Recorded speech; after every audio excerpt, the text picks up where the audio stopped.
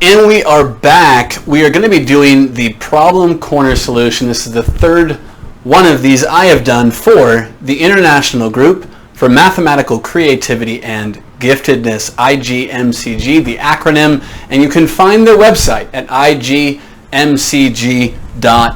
to see what they are all about.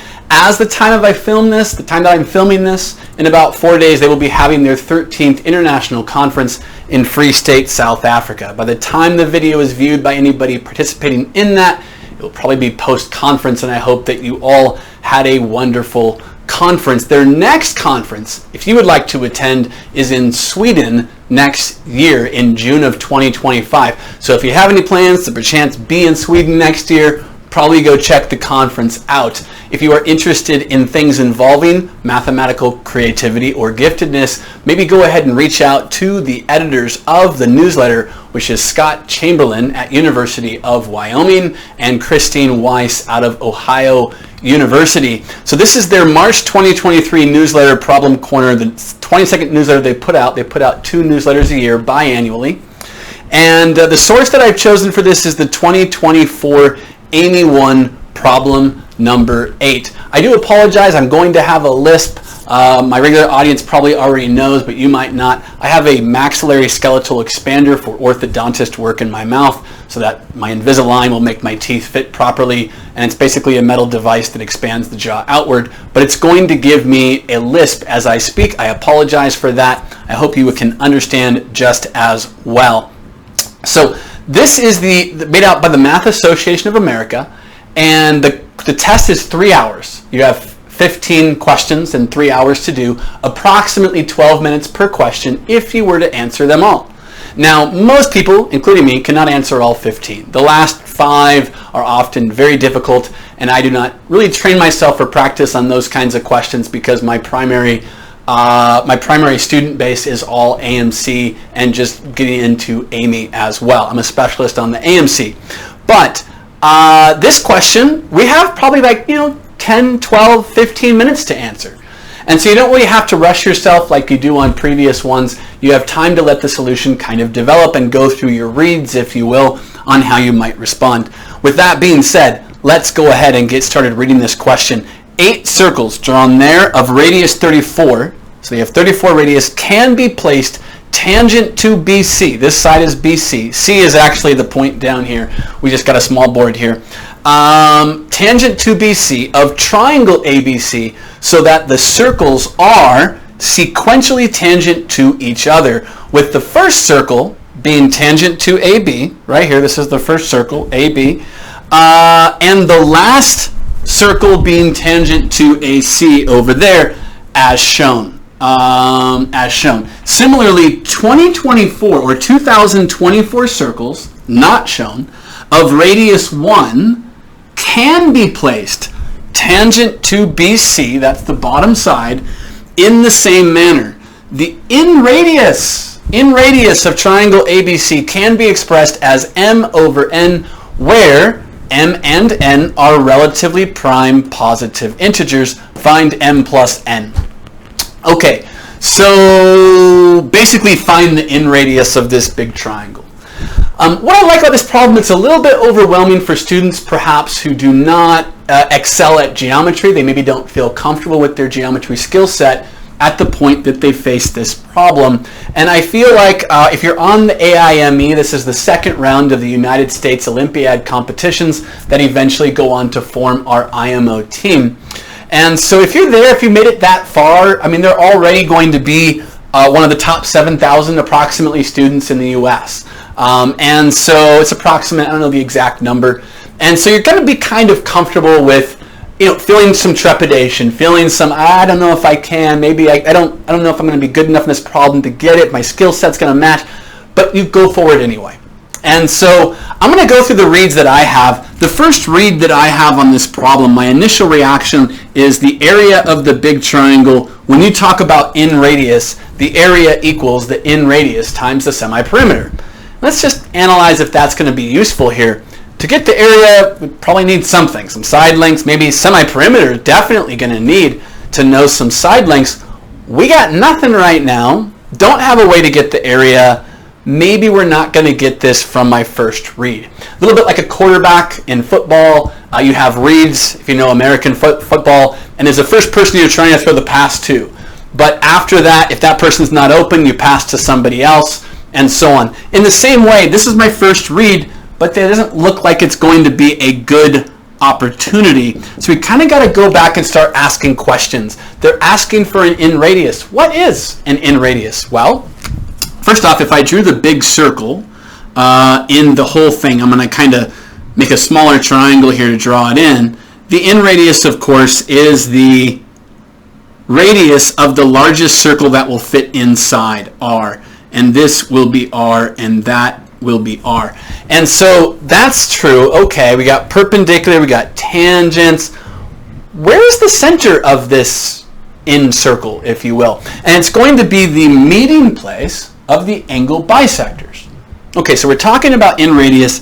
That thing that we're looking at is the meeting place of the angle bisectors. Let's go ahead and draw one of those in just to kind of think about it. How do we know, how do we know, if we didn't know about this already, that the center of the circle lies on the angle bisector? And the answer is because the radius is the same distance. So that point is the same distance from the sides of the angle, and therefore must lie on the angle bisector of the triangle, of the angle over here. Okay, so we got that. Don't know what we're going to do with it. Let's go look at some of our facts. We've got 8 circles of radius 34. Let's start there. If I go here and I come straight down, make 90 degrees, and I go here, maybe I'll need that also. If I go this way, that's a radius of 1. I'm going to be able to travel through all these circles, 1, 2, 3, 4, 5, 6, and part of that one, I'm not going to hit over here because it's not vertically tangent to the circle there. But if I just look at that one portion right here, I essentially lose a radius on the left, I lose a radius on the right, then we have basically the full radii of 7 circles, 7 diameters, which would be 14 radii. And those radii are all 34, so we can say that this distance here will be 14 times 34. It's important that we point out at this point, what are we doing? And the answer? We have no idea. This is called turning over stones, right? What do we find out?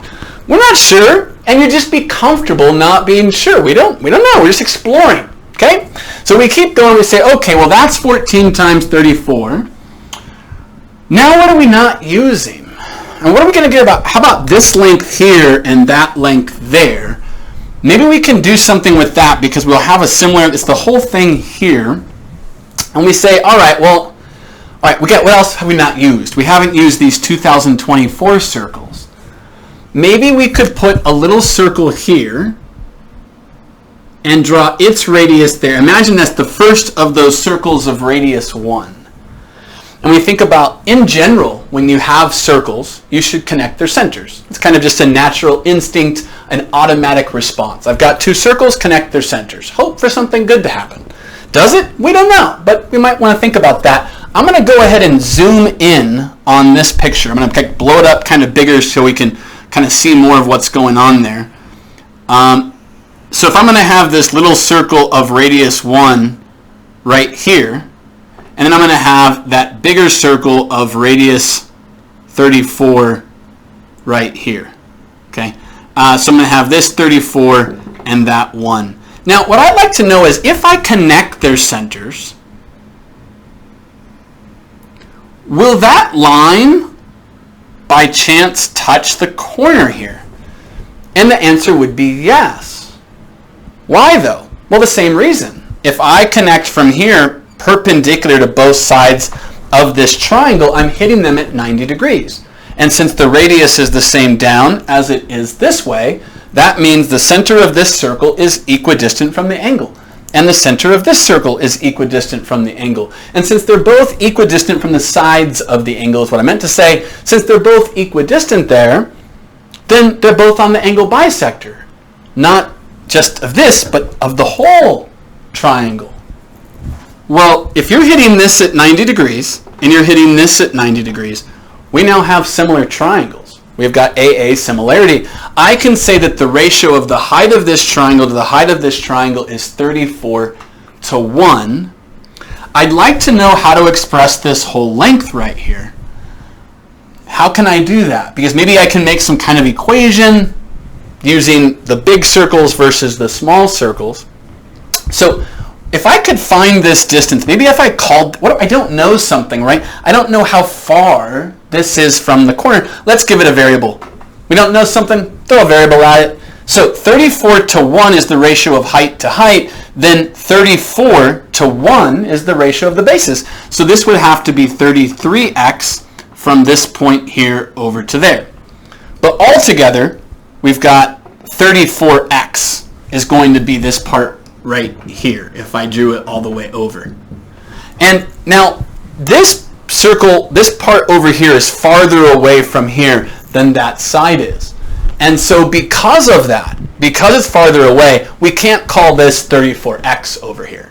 But we could do the same thing. Imagine the same image, maybe reversed over here with y and 34y. Okay, let's call it 34y then. We'll come over here, 34y. Now, what do we know? Well, we have 34x plus 34y plus 14 times 34. We could say we have 34 times x plus y plus 14 times 34. Could I factor out the 34? Yeah, do I want to? Maybe later. Not sure yet. Okay, now what? Well, what else could I do? What if I, instead of focusing on that, I cut it off right here and I went all the way over to the value of y over there? Then I would have the x, this x right here, and I would have it there, and then I would have all of this space. So, okay, let's see. How are we going to get that? Well, we have how many circles? We don't have them drawn, do we? We haven't used the fact that there's 2024 circles. So when we get stuck, we're asking ourselves a question, how do I proceed? Maybe go back and try to find information that you're not already aware of. So 2000 you haven't used yet, right? So in the same way, we had 7 circles worth of diameters in these 8. If I've got 2024 circles, doesn't it make sense that just like I lost a radius here and here, I'm going to lose a radius from the 2 end circles of these 2024. So I will have the full diameter, or 2 radii, for 2023 circles of radius 1. So then this distance that goes from here will be 2023 times the diameter 2, or 4046. And over here on the far end will be a y. Great. So then that's a second way to express BC's length. Again, do we really have a plan? We don't really. We're just trying to find more information. And I note that this has 2 ways to state its value. The second way is x plus y. I'm just going to consider this x plus y without writing it, because I'm going to move it over here in a second and subtract. And I'm going to have plus 4046. I'll leave it as 2 times 2023 for now. Okay, so as I said, I'm going to take this parenthesis, pretending it says x plus y, and I'm going to subtract it over here, and I'm going to get 33x plus y is equal to, and now it's kind of like, what do I want to do with this? I guess I could multiply. I typically don't, but let's go ahead and do so. If I do, let's see, we'll call this 4046 as well. I think I'm going to go ahead, yeah, we'll just call that 4046. And then if I multiply the 14 times the 34, I still feel like I should do something different, but I don't know. 10 times 34 is 340. 4 times 34 is going to be 120, and 16, 136. You got 476 here. So I'm going to move this over here to get 33 of them, 33 copies of x plus y, and now I'm going to do 4046 minus 476. So if I take off the 6, it's 4040 minus 70. I take off the 40, it's going to be 4000 minus 430.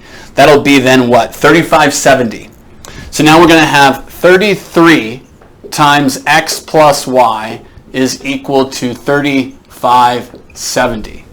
Okay, well, wait a minute. If I could solve for x plus y, I would know the entire length of BC.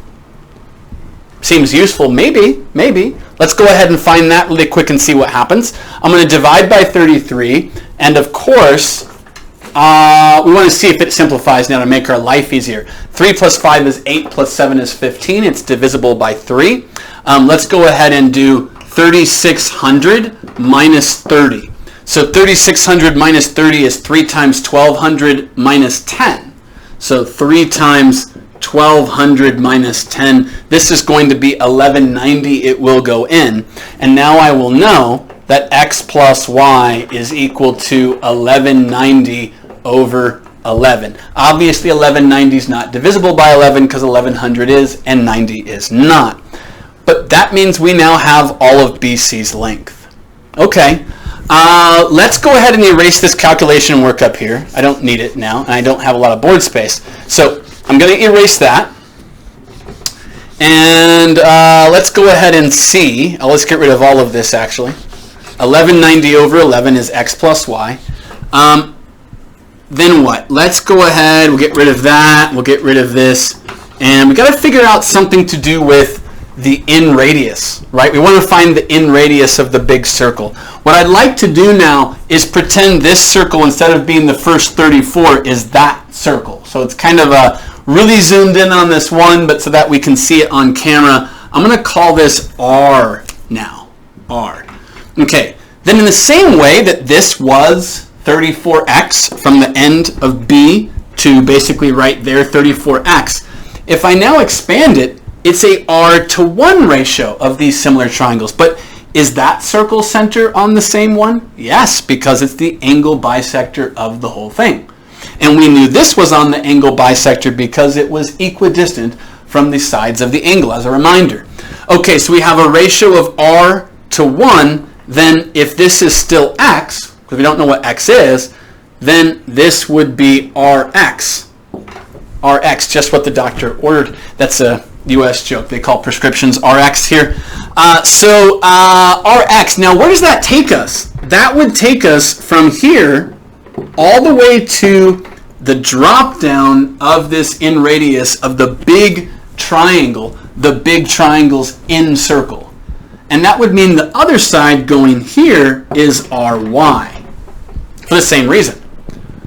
Well then wait a second, it looks like we have a way to express the in radius in terms of x and y, and then, not in terms of x and y, we have to express BC in terms of the in radius and x and y, and we have another way to express BC without the x and the y. So we can say what? We can say R times x plus y. Factor out the R from the sum of these two, is going to equal, don't forget we had 4046 plus this x plus that y, then we're going to have x plus y plus 4046. It seems like we're really close to where we need to go. We're just going to have some algebra to do and clean up. I'm going to end up dividing by x plus y. Again, this is x plus y. So let's go ahead. I'm going to erase. It's 1190 over 11. I'm just going to move it out of the way here. 1190 over 11. So I'm going to have 1190 over 11 plus 4046, that's this, divided by this x plus y. And all we really have at this point is, it looks like, algebraic manipulation. I'm going to swap markers for one that might be a little bit darker. So now what? Let's go ahead and multiply by 11, right? I mean, just why deal with the fractions? You're going to have then 1190 plus 11 times 4046 divided by 1190. Okay, great. Now what? I mean, just start canceling stuff out. If I think about the 4046, it's 2 times 2023. Oops, I messed up there. 2 times 2023. How does 2023 factor? Typically in the US, we tell them to memorize the prime factorization of the year they're on. Obviously, this was done in 2024, but most students remember from their previous year's tests that this is going to be a prime factorable. It's got a great prime factorization. 7's going to go in. Let's see if we can see quickly why. It's 7 times 300 will give you 2100. And if I subtract 7 times 11, that's 77. So 2100 minus 77 is 2023. And that means it's 7 times 289. So we're going to have 7 times 17 squared. I don't know if we want 17 squared. I'm going to leave it as 289 for now. Now, does 11 go in, or does 7 go into this? If I could get rid of the 7. I know 2 goes into this. Does 7 go into this? Let's go ahead and look at it as 700 plus 490. Of course 7 goes in. It goes in 170 times. So I'm going to take the 7 out of this, the 7 out of this, and leave it as 170, and the 7 out of this and 170. So basically we factored out a 7. There's a plus sign here. Factored the 7 out of there, and we have it looking like this now. Again, just in the essence of board space and not having to lean over, I am going to erase this part now so we can calculate again. I need a bigger board. Who wants to donate? 170. Fill this whole wall with the whiteboard. That would be great, right? 170 plus, we're going to have 11 times 2 times 289 divided by 170. Now again, I can see that 2 is going to go into here. I can see 17 goes into here. So why don't we factor out the 17 and cancel? I'm going to have 10 plus 11 times 2 times 17 over 10. And now you can factor out the 2. So the 2 is going to factor out from here and leave 5 and 5. And now you're going to have 5 plus 11 times 17 is 187 over 5. So 11 times 17, the 11's trick, you add the 2 digits, drop it in the middle, 187. So now 5 plus 187, we are at 192 over 5. And this is actually going to be relatively prime. There's no 5 that divides in. These must be m and n, and all we have to do now is add them to get our final answer of 197. So things to point out. You're going to have nasty calculations throughout the problem. Yeah, it's life. You got to get used to it. But at least they had nice things that factored out. It didn't work out too badly. What did we do in the beginning? We started with this, and we didn't find anything. How are we going to get the area? How are we going to get the semi-permanent? We don't have any lengths at all. Probably that's not going to work. So second thought was, we're talking about an in radius. We asked ourselves the question, what is an in radius? It's the place where, well, the center, the in center is there, right? And so we say, well, where does the in center come from? The meeting place of angle bisectors. And that ended up being the thread that unravels the whole thing. As long as we asked the questions, we justified that by this center being equidistant from the sides of the angle, that we would know it's also on that same angle bisector of the whole thing. In fact, this circle center, that circle center, and the big circle center all lie on that angle bisector. And we said, hey, that means we're going to have similar triangles. And we found some way to express BC in terms of x plus y. We found an actual value for it. 1190, I think it was, over, I forget now, 1190 over 11 or something like that. Yeah, 1190 over 11. And then we said, okay, since we knew what that was, we added it to 4046. We had x plus y, set them equal, divide, do some algebra, and what do we win? A prize. A reward for our time spent. I hope you enjoyed this solution. If you would like to reach out to me at my website, you can do so. It will be in the description of the video. Other than that, I hope you enjoyed this Problem Corner solution, and I hope that you will check out IGMCG from their website, igmcg.org. Good to see all of you. Have a great night.